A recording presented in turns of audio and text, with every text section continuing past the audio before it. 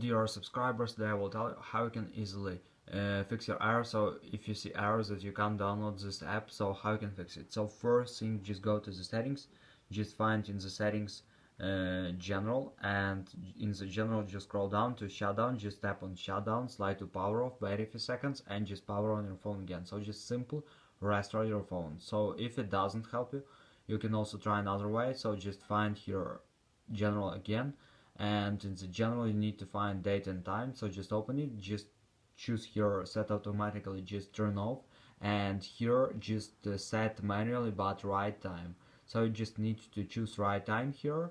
So just choose your time zone and also just choose the right time, or you can just set automatically, just turn it off and turn on again, and just check if it successfully chooses time zone and your time is right. So just check this thing.